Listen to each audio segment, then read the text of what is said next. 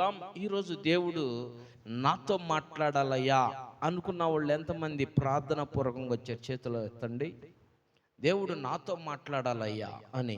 So దేవుడు నాతో మాట్లాడాడు. మీకు ఈ వాక్యాన్ని ప్రేరేపించాడు. వాక్యాన్ని ఫిలిప్పీయులకు రాసిన పత్రిక 4వ అధ్యాయము 4వ వచనం చదువుకుందాం. ఫిలిప్పీయులకు రాసిన పత్రిక 4వ అధ్యాయం 4వ వచనం. మైక్లో చదువమ్మా. ఫిలిప్పీయులకు రాసిన పత్రిక 4వ అధ్యాయము 4వ వచనం. ఎల్లప్పుడును ప్రభునందు ఆనందించుడి. మరలా చెప్పుదును ఆనందించుడి. చూడండి, ఎల్లప్పుడును ప్రభునందు ఆనందించుడి, మరలా చెప్పుదును ఆనందించుడి. ఆనందించాలా? ఎవరు ఎందు ఆనందించాలా? నాని ఎందు ఆనందించాల్సిన అవసరం లేదు. మీ భర్త ఎందు ఆనందించాల్సిన అవసరం లేదు. మీ భార్య వల్ల ఆనందించాల్సిన అవసరం లేదు. ఎవరి వల్ల ఆనందించాలా? ప్రభునందు ఆనందించాలా. ప్రభు పట్ల మీరు ఆనందం కలిగి ఉంటే ఆటోమేటిక్గా మనము ఆనందించబడతాం. భార్య పట్ల భర్త ఆనందించబడతారు, భర్త పట్ల భార్య ఆనందించబడతారు. తల్లిదండ్రులు పిల్లల పట్ల ఆనందించబడతారు, పిల్లలు తల్లిదండ్రుల పట్ల ఆనందించబడతారు. మనం ఆనందించాల్సిందంటే ఈ లోకంలో ఉందంటే అది కేవలం ప్రభువును బట్టే కదా. డబ్బును బట్టి చాలా మంది ఆనందిస్తూ ఉంటారు. వారికి ఉన్నటువంటి స్టేటస్ని బట్టి చాలా ఆనందిస్తూ ఉంటారు. వాళ్ళకు ఉన్నటువంటి ఉద్యోగాన్ని బట్టి ఆనందిస్తూ ఉంటారు.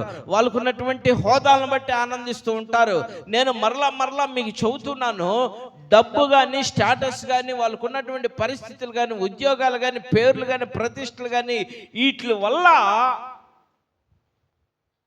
వల్ల నీకు అంత ఆనందం దొరకకపోవచ్చు. పదవి పోయింది, ఉద్యోగం రిటైర్డ్ అయిపోతావు, డబ్బు అయిపోయింది. అవునా కదా? పదవి పోయింది, ఉద్యోగం రిటైర్డ్ అయిపోతావు, డబ్బు పోయింది. ఇవన్నీ పోయాయే, శాశ్వతం కాదు. శాశ్వతమైనది ఏంటంటే ఆనందం. హల్లెలూయా. ఈ ఆనందము ప్రభు పట్ల నీకు కలిగితే కానీ, డబ్బు పట్ల కానీ, హోదా పట్ల కానీ, ఆస్తి పట్ల కానీ, నీకున్న పేరు ప్రతిష్టల పట్ల కానీ కాదు, కుదరదు. ఈ ఆనందం నీకు దొరకదు. ఒకవేళ నువ్వు వీటిని చూసి నువ్వు ఆనందిస్తున్నావేమో, ఈ మధ్యాహ్న కాలం దేవుడు నీతో సూటిగా మాట్లాడుతున్నాడు.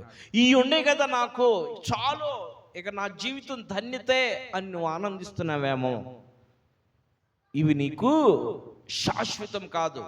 ఒకడు వచ్చి యేసుక్రీస్తు ప్రభుని, బోధకుడా నేను నిత్య జీవానికి వెళ్ళాలంటే నేను ఏం చేయాలి అని అడిగాడు. యేసుక్రీస్తు ప్రభు ఆయనతో ఉన్న శిష్యులు కలిసి వెళ్తూ ఉండగా ఒకడు వెనకాల ఉండొచ్చి, బోధకుడా ఆగో అని ఆపి యేసు ప్రభుని, నేను నిత్య జీవానికి వారసుడు అవ్వాలంటే నేనేం చేయాలి అన్నప్పుడు యేసుక్రీస్తు ప్రభు ఉన్నాడు, నిత్య జీవానికి వారసుడు అవ్వాలంటే నీవు పదాజ్ఞలు నువ్వేం చేయాలో పాటించాలన్నాడు. పదాజ్ఞలు అంటే ఏంది? ఇయే నిర్గమకాండం 20వ అధ్యాయం అందులో ఉంటే పదాజ్ఞలు. పదాజ్ఞలు ఎంతమంది కంఠస్థుండయి? అందరూ నేర్చుకోవాలి పదాజ్ఞలు. ఆకాశం క్రింద భూమి పైన నీళ్ళు ఈ కింద భూమి కింద నన్ను ఏ రూపము నువ్వు చేసుకోనకూడదు, దేనికి సాగిల పడకూడదు, దేన్ని నమస్కరించకూడదు. నీ దేవుడైన యెహోవాను నేనే, నన్ను తప్ప వేరే ఒక దేవుడు నువ్వు ఆరాధించకూడదు. 1, 2 నరహత్య చేయకూడదు, 3 దొంగిలించకూడదు, 4 వ్యభిచరింపు, నీ పొరుగు వారిది ఏది కూడా నువ్వు ఆశింపకూడదు. ఇవన్నీ పదాజ్ఞలు. ఇవన్నీ చెప్పినప్పుడు వీటిని నేను బాల్యము నుండే నేను ఇవన్నిటిని పాటిస్తున్నాను కదా అన్నాడు. అయితే యేసుప్రభు తన వైపు చూసి, నాయన కరెక్టే, నువ్వు అన్నిటిని పాటిస్తున్నావు, కానీ ఒకటి కొదువుగా ఉంది నాన్న నీకు, ఇది పాటించు చాలు అన్నాడు. ఏంటది అంటే, ఇప్పుడున్న నీ ఆస్తిని నువ్వు అమ్మేసి పేదలకు ఇచ్చేసి నువ్వు నన్ను వెంబడించు అన్నాడు. పిల్లారా, నిత్య జీవం ఎవరిస్తారు? యేసుక్రీస్తు ప్రభు యోహాను సువార్త 14వ అధ్యాయంలో చెబుతున్న మాట, 6వ అధ్యాయం 14వ వచనం, నేనే మార్గము, నేనే సత్యం, నేనే జీవం, నేను తప్ప నీకు వేరొక మార్గం లేదు. మరి నువ్వు నిత్య జీవానికి వెళ్ళాలంటే ప్రభుని యేసుక్రీస్తు తప్ప మరి ఏక మార్గం నీకు లేదు కదా. నువ్వు నిత్య జీవానికి వెళ్ళాలంటే మరి ఆయన్ని వెంబడిస్తే నువ్వు నిత్య జీవానికి వెళ్తావు. ఇప్పుడు ఏం చెప్పాడంటే, నీకున్న ఆస్తిని అమ్మేసి పేదలకు ఇచ్చి నువ్వు నన్ను వెంబడించన్నప్పుడు వాడు ఆలోచించాడు, అమ్మో నేను ఇప్పుడు నాకున్న పేరు ప్రతిష్టలు, నాకున్న ధనం, నాకున్న సంపద, నాకున్న ఆస్తిని అంతా కూడా ఇచ్చేస్తే నేను జీరోనైపోతాను. ఆ జీరో ఈయంతో తిరిగితే ఏమొచ్చింది, ఈ మాసికపోయినటువంటి గుడ్డలో ఈ గడ్డము ఈ జుట్టు క్రాప్ చేయించుకుంటానికి కూడా డబ్బులు లేవు వీళ్ళకి, వీళ్ళతో తిరిగితే నాకేం వచ్చింది అన్న ఆలోచన చేసి ఏం చేసాడు తెలుసా, నిన్ను వెంబడించే కంటే నేను వెనక్కి వెళ్ళటమే మేలు అనుకున్నాడు, వెళ్ళిపోయాడు. పిల్లారా ఆలోచించే, ఈరోజు నువ్వు ఆ స్థితిలో ఉండవా? నా దగ్గర ఉన్నటువంటి ధనమే నాకు ఆనందాన్ని ఇచ్చిద్ది, నా దగ్గర ఉన్నటువంటి సంపదే నాకు ఆనందాన్ని ఇచ్చిద్ది, నా దగ్గర ఉన్నటువంటి హోదాలే నాకు ఆనందాన్ని కలుగు చేస్తాయని నువ్వు కూడా ఆ భ్రమలో ఉంటే, నువ్వు కూడా అదే పరిస్థితిలో ఉంటే ఈ మధ్యాహ్న కాలం చూడు, నువ్వు ఆలోచించేయి. ఒకడు తన ధన సంపదలంతా కూడా సమకూర్చుకున్నాడు, తన పొలాన్ని పండించుకున్నాడు, ఆ పొలంలో ఉన్న పైరంతా కోసుకున్నాడు, దానంతా కూడా ఆ ధాన్యాన్ని ఇంటికి తీసుకొచ్చుకున్నాడు, ఇంటిలో పోసుకున్నాడు, చక్కగా ఇంటి ముందు మంచం వేసుకున్నాడు, ఆకాశం తట్టు కన్నులెత్తాడు, ఆ మంచమే పడుకొని తన ఆలోచన చేస్తున్నటువంటి ఆలోచన ఏంటో తెలుసా, తను చెబుతున్నటువంటి మాటలు ఏంటో తెలుసా, బహువాస్తు సంపాదించి పెట్టాను, బహు ధాన్యాన్ని సంపాదించి పెట్టాను, నువ్వేం చేస్తా ఉంటావు తెలుసా, తినము, త్రాగము, సుఖించము, ఎంజాయ్ చేయి. నువ్వు బహు ఆస్తి నీకు సంపాదించి పెట్టాను, దీనివల్ల నీకు శ్రేయస్సు కలిగిద్ది, నువ్వు ఎంజాయ్ చేయి నా ప్రాణం అని ప్రాణాన్ని చెప్పుకున్నాడు.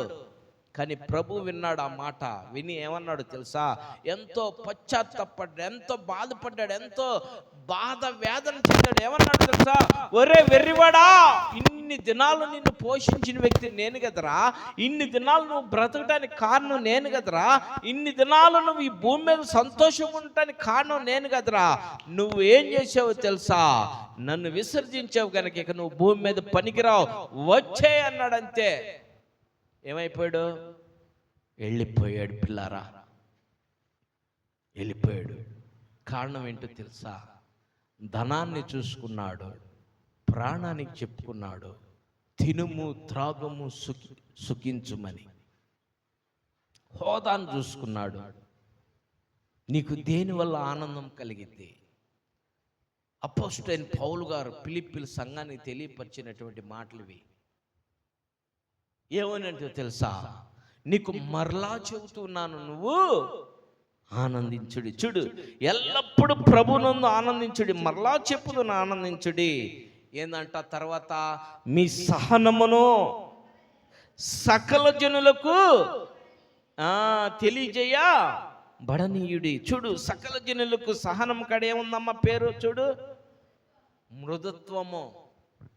మృదుత్వం అంటే ఏంది చెప్పండి, చెప్పండి, చెప్పండి. మృదుత్వం అంటే ఏంది?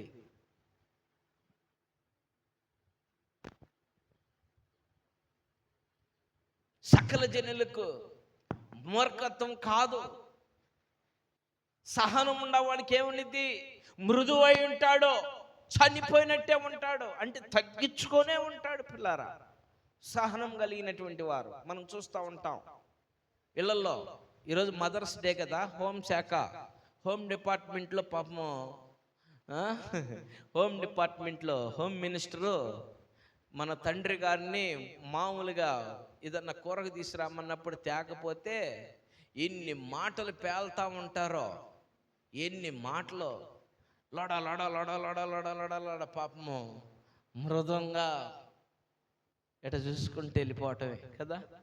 ఎన్ని మాటలు, ఒకటా రెండా, కొట్టడం ఒకటే. ఇప్పుడు కొడుతున్నారు అనుకో, కొట్టడం ఒకటే తక్కువ, కొట్టిన కంటే కొట్టిన తుడుచుకొని వెళ్ళిపోయే పరిస్థితులు ఉన్నాయి. మగవాళ్ళు కొట్టిన దానికంటే ఎక్కువ తిట్లకి, ఇందిరా ఎట్టు తిడుతుంది, ఇన్ని తెచ్చిపెడితే నోటికాడికి ఇన్ని తిట్టుతుంది ఇందిరా అని ఎంత వేదన చెంది అసలు జంప్ అయిపోయే పరిస్థితులు అయినాయి. పిల్లారా ఏమంటారు, మృదం అంటే అది అర్థమైందా?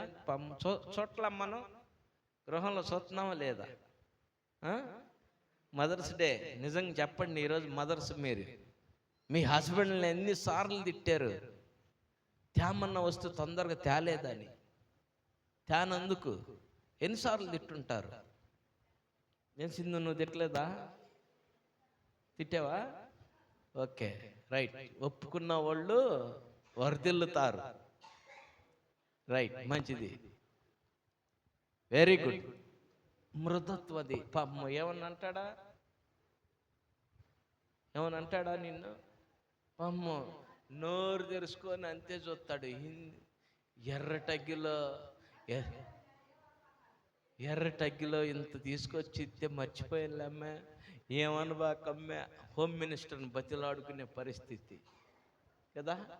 దేవునికి మహిమ కలుగును గాక. ఆమేన్. కొద్దిసేపు నవ్వటానికే ఈ మాటలు చెప్పాను. దేవుని స్తోత్రం. ఇక్కడ ఏంటంటే సకలం సహనం చూడండి. ఈ సహనం ఏం చేయాలంట? మీ సకల జనులకు తెలియపరచాలా. నువ్వు సహనంగా ఉన్నావంటే సకల జనులందరూ కూడా చూస్తారు. చూసేవా ఎంత సహనంగా ఉన్నాడో, ఎంత సహనం పాటిస్తున్నాడో. సకల జనులకు తెలియపరచాలని సహనాన్ని మనమేమో తెలియపరచం. మనం కూడా ఏమంటాం? మాటకి మాట అయినప్పుడు మాట రెట్టింపు అవుతా ఉంటుంది. గోడకి బంతి కొట్టే కొంది ఎంత ఫాస్ట్ కొడతాం అంత ఫాస్ట్ వెనక్కి వస్తూనే ఉంటుంది కదా. ఏమా ఇప్పుడు మాట కూడా అంతే, మాటకి పెరుగుతూనే ఉంటుంది, పెరిగిపోతూనే ఉంటుంది. బాధ ఎవరికి చెప్పండి? పెరిగినాక బాధ ఎవరికి? ఇద్దరికి కదా, అవునా? ఇద్దరికి బాధే. గబాలన భర్త ఒక దెబ్బ కొట్టినా భర్తకే బాధ, భార్య భర్తను కొట్టినా భార్యకే బాధ. భార్య కొట్టిందంటే భర్త పడిపోయినట్టే లెక్క. నా ప్రియమైనటువంటి దేవుని బిడ్డలారా, ఇక్కడ మీరందరూ మంచోళ్లే. గతం జరిగే సంఘటనలు, జరుగుతున్న సంఘటనలు తెలియపరిచాను నేను. రైట్. ఒకవేళ ఈ లిస్టులో ఉంటే ఏం చేయాలి? మనం మార్చుకోవాలా. హల్లెలూయా. రైట్. మరి చూడు, సకల జనులకు తెలియనీయుడి ప్రభువు సమీపముగా ఉన్నాడో. గుర్తుపెట్టుకు, అది ఇది నీకు ఇంపార్టెంట్. ప్రభు ఎక్కడున్నాడంట? సమీపంగా ఉన్నాడంటే ఎక్కడున్నాడు? సమీపంగా మధ్యాకాశంలో ఉన్నాడు కదా, అమెరికాలో ఉన్నాడు కదా, యెరూషలేములో ఉన్నాడు కదా. ఎక్కడున్నాడు? ఆయన పుట్టింది ఎక్కడ? యెరూషలేములో. చనిపోయింది ఎక్కడ? యెరూషలేములో. సమాధి చేసింది ఎక్కడ? యెరూషలేములో. తిరిగి లేచింది ఎక్కడ? యెరూషలేములో కదా. యెరూషలేములో ఉన్నాడు కదా. మన దగ్గర లేడు కదా, మనకేం బాధ అనుకుంటావేమో నువ్వు. సమీపముగా ఉన్నాడు. ఎక్కడున్నాడు?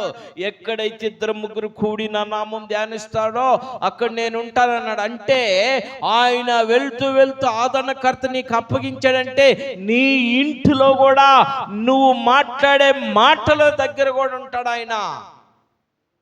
అర్థమైందా? ఆయన ఆడో ఉంటాడని నీ భర్తని నీ ఇష్టానుసారమైనటువంటి తిట్లు నువ్వు తిట్టకూడదు. మదర్స్ డే కనుక దేవుడి వాక్యాన్ని ఇచ్చాడు, మీకు తెలియపరుస్తున్నా. నీ భర్తనే ఇష్టానుసారమైనటువంటి మాటలతో నువ్వు దూషించకూడదు. అలాగే భర్త భార్యని ఇష్టానుసారమైనటువంటి మాటలతో దూషించకూడదు. ఎందుకో తెలుసా? నీ భార్య అయితే నువ్వేమవుతున్నా? భర్త. ఆమె మదర్, నువ్వు డాడీవి కదా. ఆమె మదర్ అయితే నువ్వు డాడీవి. ఆమె మదర్ అయిందంటే నువ్వు డాడీవే లెక్క. గుర్తుపెట్టుకో. దేవుడు నీకు ఆమెకు మదర్ని ఇచ్చాడంటే నీకు ఘనత ఏమిచ్చాడు? డాడీని ఇచ్చాడు. హల్లెలూయా. చూడు, నువ్వే దేవుడు నీకు సమీపంగా ఉన్నాడు. చాలా మంది దాన్ని ఆలోచించరో. చాలా రకరకాల మాటలు ఎవరు విన్నర్లే అని లడ మాట్లాడేసేస్తే సమీపంగా ఉన్నటువంటి దేవుడు నిన్ను లెక్క అడుగుతాడు. ప్రియమైనటువంటి సహోదరి సహోదరుడా, ఎలా అడుగుతాడు తెలుసా? లెక్క. దేవుడు కాము ఉంటాడు.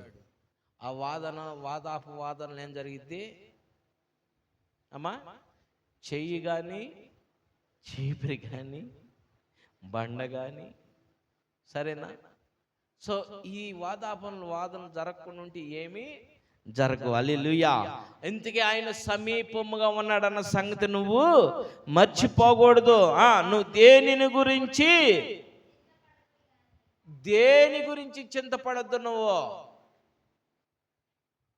దేవుడు నీకు ఒక కుటుంబాన్ని ఇచ్చాడు, దేవుడు నీకు ఒక భర్తనిచ్చాడు, దేవుడు నీకు ఒక ఇల్లునిచ్చాడు, దేవుడు నీకు ఒక బిడ్డలనిచ్చాడు. ఇంక నీకు దేని గురించి చింత?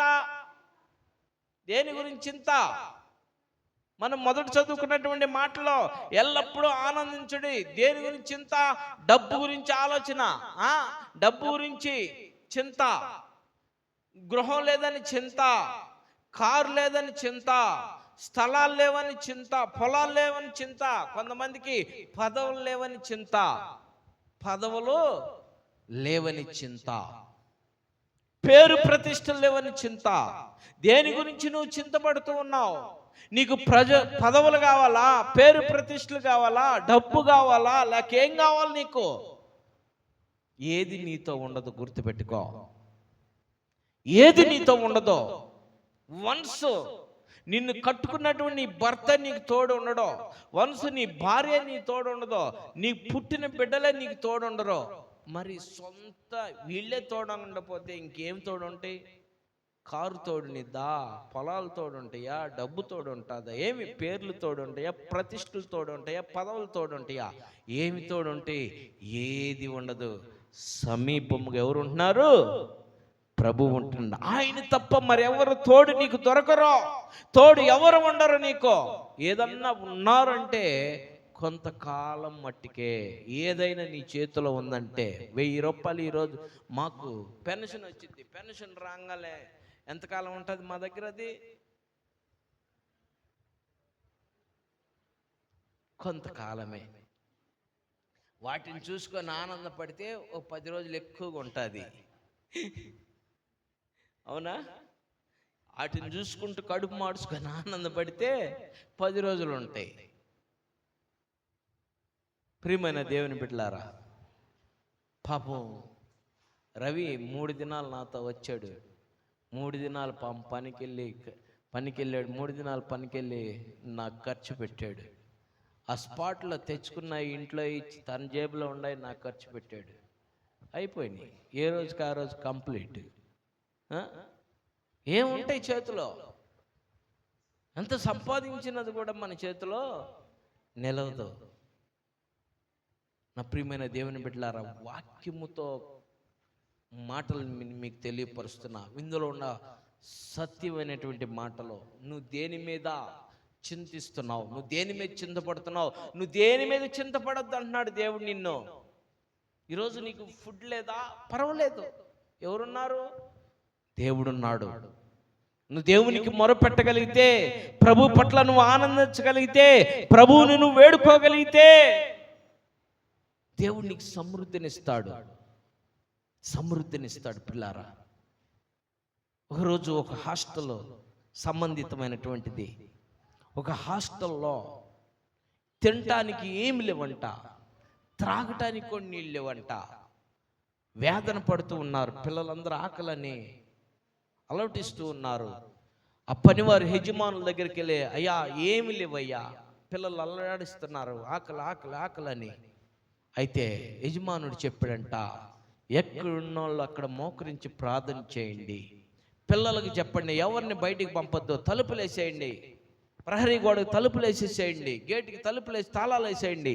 అందరూ ఎక్కడున్న వాళ్ళు అక్కడ రూమ్లోకి వచ్చేసి అన్ని క్లాసులు ఉన్న వాళ్ళందరూ మోకాళ్ళ మీద ఉండి ప్రార్థన చేయండి అని ప్రార్థన చేస్తూ ఉన్నారంట. 1 గంట ప్రార్థన చేశారంట. 1 గంట ప్రార్థన చేయగానే ఒక మినిస్టర్ ఇంటికి వెళ్ళాల్సినటువంటి రకరకాల ఐటమ్స్ ఆ లారీ వచ్చి ఆ గేట్ ఎదురు వచ్చి హార్న్ కొట్టారంట.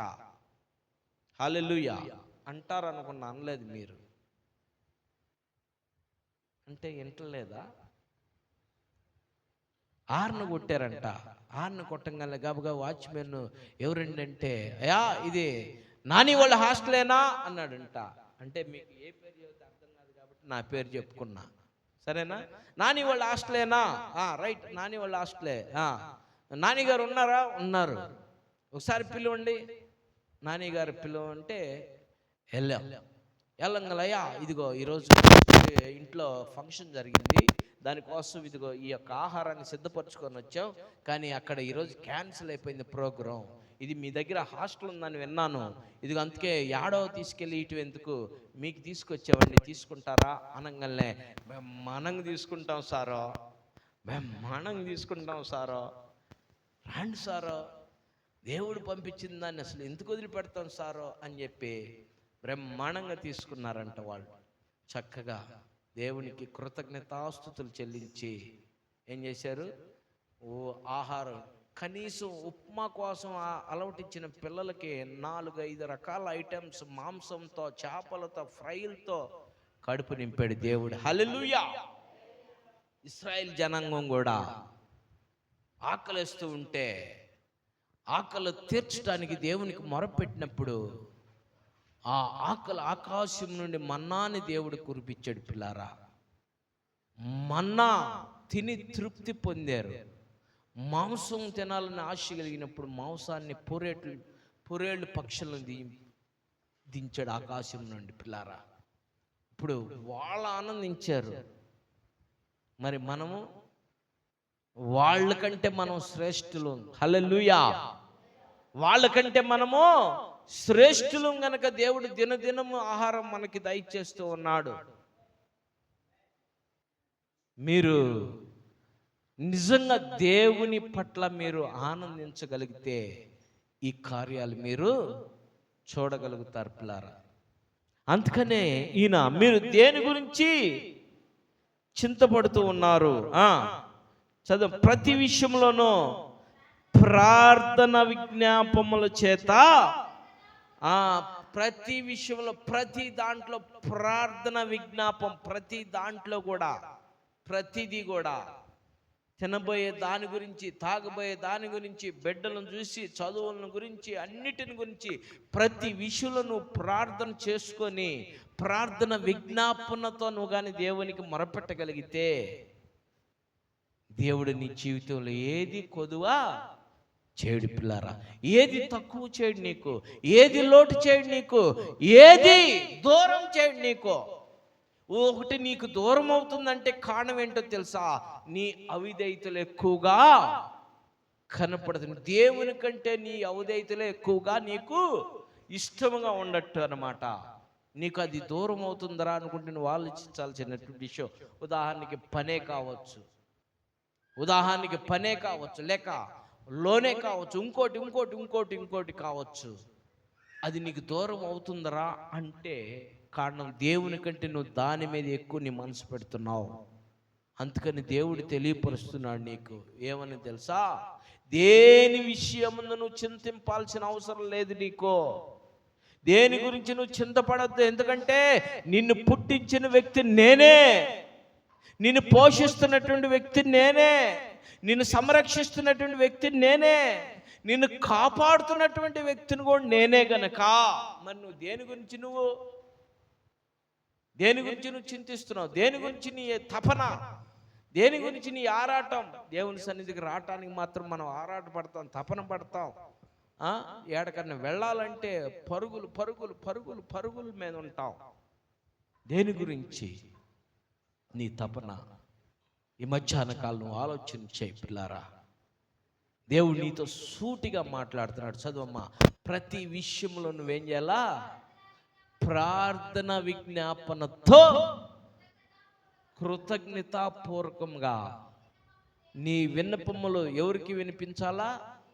దేవునికి. హల్లెలూయా, హల్లెలూయా. దేవునికి నీ విన్నపాలు ప్రార్థన పరంగా కృతజ్ఞతగా దేవునికి నీ విన్నపాలు దేవునికి వినిపించాలి. పిల్లలు చేస్తున్నావు, నువ్వు దేవునికి మొరపెడుతున్నావా? ఉదయాన్నే లేచి నాకు మంచి పని దొరికేటట్టు చూడయ్యా, నా కుటుంబం క్షేమంగా ఉండాలయ్యా, నా భార్య క్షేమంగా ఉండాలయ్యా, నా బిడ్డలు క్షేమంగా ఉండాలయ్యా, నాకంతా నా ప్రయాణంలో క్షేమంగా ఉండాలయ్యా, నా పనుల్లో క్షేమంగా ఉండాలయ్యా, నాకు అన్ని విధాల క్షేమం కలిగే ఉండాలయ్యా అని నువ్వు దేవునికి మొరపెడుతున్నావా? దేవునికి కృతజ్ఞతాస్తుతులతో మొరపెడుతున్నావు. నువ్వు ఆలోచించే నా ప్రియమైన సహోదరి సహోదరుడా, ఈ మధ్యాహ్న కాలం మనం దేవునికి మొరపెట్టే విషయంలో దేవునికి మొరపెట్టం, కానీ మనం ఏం చేస్తాం? మన ఆలోచనల పట్ల, మన ఆలోచనల కోసం, మన ఆలోచనలతో మనం ముందుకు పరిగెత్తుతూ ఉంటాం. చదువమ్మ మరొకసారి ఆ మాట.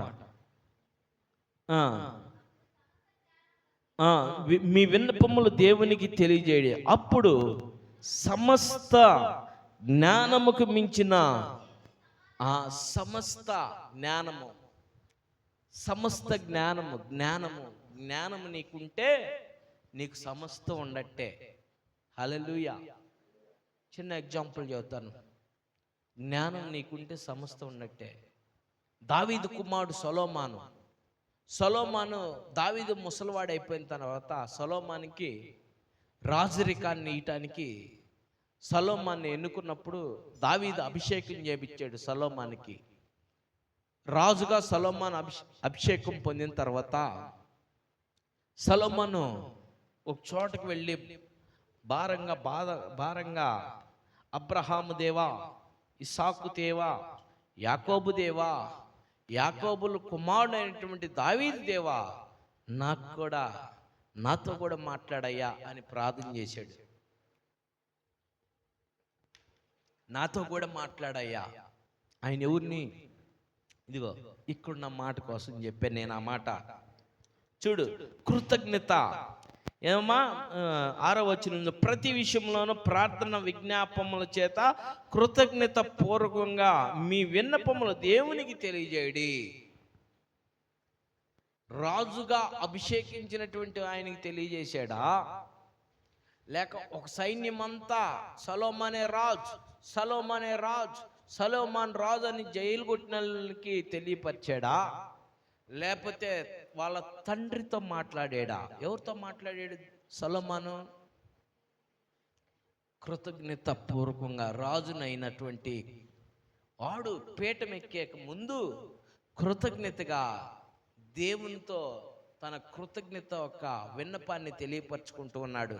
ఏమనో తెలుసా? ప్రభువా, ఏ పాటివాడినయ్యా, నేను నత్తివాడినయ్యా, నాకు రాజరికాన్ని ఇచ్చావయ్యా, నన్ను కూడా నువ్వు సింహాసనం మీద కూర్చోబెడుతున్నావు కదయ్యా, నీకు కోట్లాది స్తుతులయ్యని ప్రభుని హృదయపూర్వక కృతజ్ఞతాస్తుతులు చెల్లిస్తున్న సమయంలో ఆయన చెల్లించే కృతజ్ఞతలకి ఆ ప్రభు తట్టుకోలేక ఏమయ్యాడు?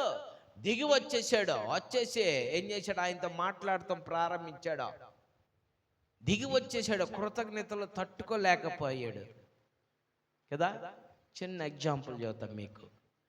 ఎవరైనా ఒక అధికారి దగ్గరికి వెళ్ళినప్పుడు మనం అధికారిని, అయ్యా నువ్వు చేయగలవయ్యా, అధికారితో మనం పొగడతా ఉన్నాం అనుకో, అధికారి గబగబ దిగొచ్చి ఏం కావాలరా, నీకు కావాల్సింది ఏదో తీసుకొని పో, నేనున్నాను, నా పేరు చెప్పు అంటాడా లేదా? ఏమ్మా అంటాడు. లైవ్ ఉంది కాబట్టి ఏదైనా ప్రాబ్లం లేదు, చెబుతా. నేను జరిగిన వాస్తవం చెబుతున్నా.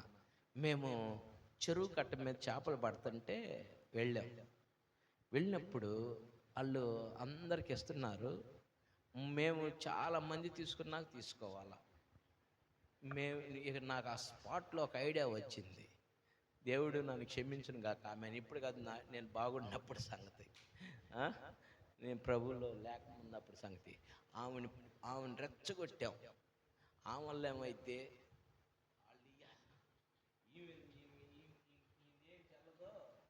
వాళ్ళిస్తేనే వరక గోతాలై కొట్టుకుంటే ఇంట్లో పని చేసుకుని ఏం చల్లదమ్మా. దేవుడు క్షమించును గాక ఆమె నన్ను. ఏం కావాలి నీకు, ఏం కావాలా అని చెప్పి పిలిచి కోపం ఎప్పటికీ ముందు వెళ్ళిపోండి, ఎప్పటికీ అని చెప్పి మాకు ఇచ్చి పంపింది. దేవునికి మహిమ కలుగును గాక ఆమె. అంటే కొన్ని టైంలో కొంత పొగట్టాలు, రెచ్చగొట్టాలు అటు జరిగితే పనులు అవుతూ ఉంటాయి. సో ఇక్కడ దావీదు మాత్రం ప్రభుని స్తుతించాడు. పిల్లారా, ప్రభుని స్తుతించాడు. అక్కడ కాబట్టి ఏమన్నా ఇంకోళ్ళు అయితే కొట్టేవాళ్ళు మమ్మల్ని. సరే, పొగడాల, రైట్. ప్రభుని స్తుతించాడు, ప్రభుని ఘనపరిచాడు. గణపరిచిన విధానాన్ని బట్టి ప్రభువే దిగొచ్చాడు. ఈమె ఎట్టొచ్చిందో దగ్గరికి ఆ మాట కోసం చెప్పా. ప్రభువే దిగొచ్చి ఏం చెప్పాడు తెలుసా? సొలొమోన్, ఏం కావాలి నీకో, ఏం కావాలి కోరుకో అన్నాడు. నన్ను అడిగావు కదా, నన్ను పిలుస్తున్నావు కదా, ఏం కావాలి నీకు కోరుకో అంటే సొలొమోన్ ఏం కోరుకున్నాడు చెప్పండి మీరు? జ్ఞానాన్ని కోరుకున్నాడు. అంతేనా? జ్ఞానాన్ని కోరుకున్నాడు. హల్లెలూయా. అయ్యా, మా నాన్న స్థానం నాకు దొరికింది. ఈ సీట్లో నేను కూర్చోబోతున్నాను. ఈ సీట్లో కూర్చుంటే నేను రాజుని. నేను తీర్పులు చేయటానికి నేను అంతటోడిని కాదు. నాకు ఏమీ తెలీదు. క్రొత్తగా వచ్చి ఈ సీట్లో కూర్చుంటున్నానయ్యా. నేనేం చెప్పాలో నాకు తెలియదయ్యా. అయ్యా, నాకు జ్ఞానం కావాలయ్యా, జ్ఞానం ఇయ్యయ్యా అని ప్రభుని అడిగాడు. ఈ మాట అడగంగానే సహనంతో, ముందున్న మాట అదే, ఏందమ్మా అదే? సహనంతో మృదువు, మృద్వత్వం, అంతేనా?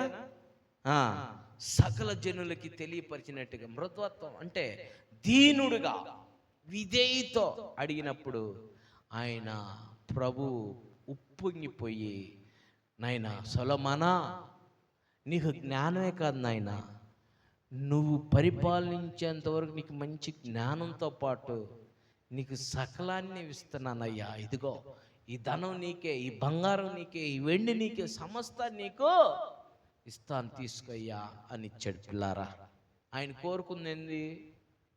ఒక్కటే, జ్ఞానం. ఎందుకంటే ఇవన్నీ ఆయన దగ్గర ఉన్నాయి కాబట్టి. ఆయన దగ్గర లేనిది జ్ఞానం. పిల్లారా, సమస్తాన్ని ఇచ్చాడు అంటే ఆయనకున్న క్వాలిఫికేషన్ కాకుండా సకలం ఇంకా అధికంగా ఇచ్చాడంట. పిల్లారా, నీ జీవితంలో నీ దగ్గర ఎన్నుండా కూడా, నీ దగ్గర ఏముండా కూడా నువ్వు కోరుకోవాల్సింది దేవుని ఎదుట తెలుసా? ప్రభు, నాకు దినదినం ఆహారము దయచేయ, దినదినం నా క్షేమాన్ని దయచేయి. నేను పనికి బయటికి వెళ్తున్నానయ్యా, మరలా నా కుటుంబాన్ని, నా భార్యని, నా బిడ్డల్ని విడిచిపెట్టి బయటికి వెళ్తున్నానయ్యా పనికి.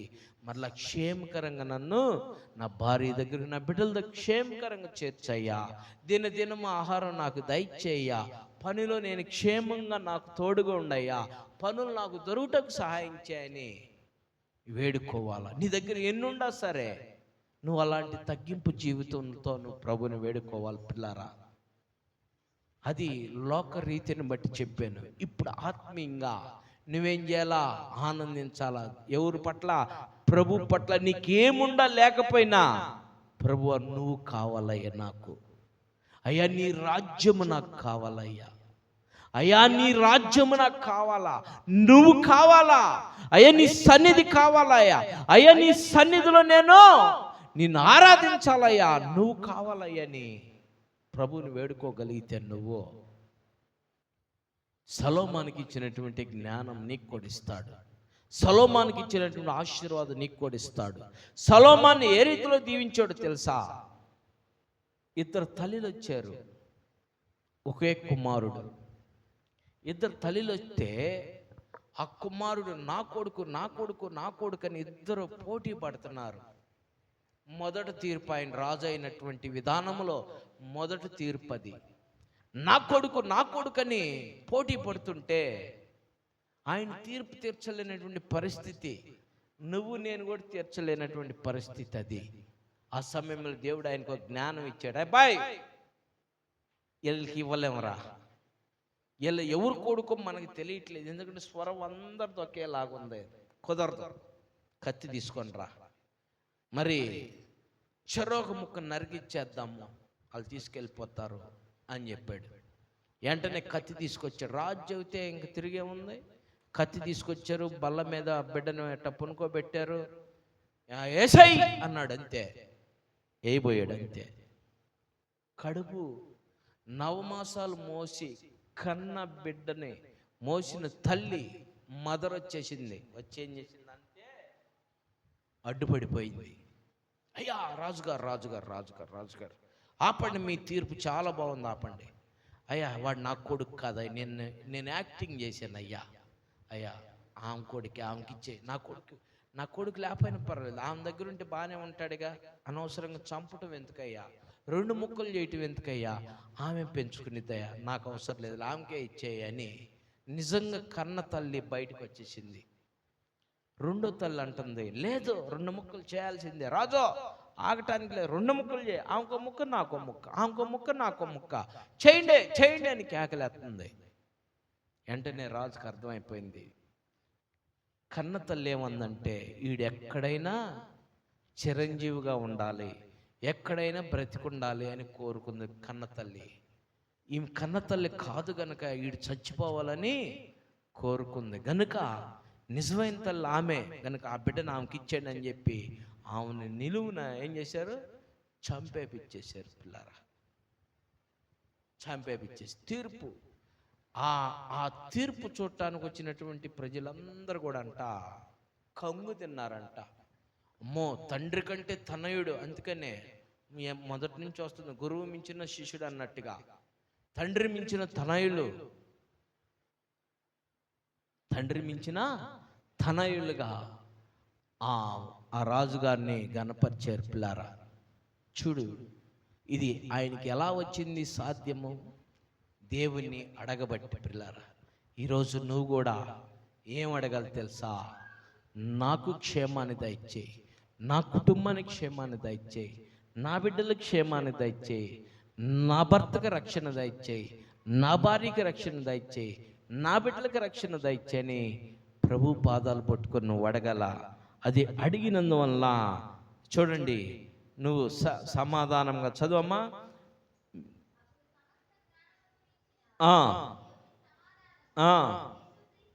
యేసుక్రీస్తు వలన మీ హృదయములకును, ఇప్పుడు యేసుక్రీస్తు వలన మీ హృదయాలకి, మీ తలంపులకి, హృదయం వేరు తలంపులు వేరు కదా, అవునా కదమ్మా? హృదయం వేరు తలంపులు వేరు. మనం హృదయంలో ఒకటి ఆలోచిస్తే జరిగేది ఇంకోటి, అవునా కదా? ఇప్పుడు టిఫిన్ చేద్దామని పూరీలు తిందామని వెళ్తే ఆడ సాంబార్ ఇడ్లీ మాత్రమే ఉందండి, ఇంకేం లేవు అంటే ఏం చేస్తావు నువ్వు? తప్పదు, ఏదో ఒకటి తినేసి వస్తావు. ఇక్కడే చేంజ్ అవుతలా, అట్లా అనమాట. నీ తలంపులు వేరు, నీ హృదయం. అందుకని ఇక్కడ 2 రాశాడు అనమాట, నీ హృదయములకును నీ తలంపులకును కావలి ఉండెను. కావలి ఉంటాడు నీ తలంపులు. అందుకనే కీర్తన 91 దావీదు కీర్తన చూడు, 91 దావీదు కీర్తనలు ఏమన్నా చూడు, మధ్యాహ్నం పాడు చేయు రోగముకైనను, మధ్యాహ్నము పాడు చేయు రోగము. ఏంటి మధ్యాహ్నం పాడు చేసే రోగం? ఏ రోగం?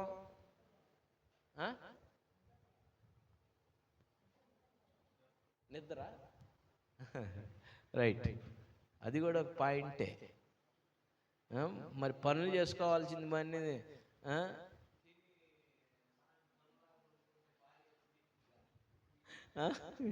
నిద్ర.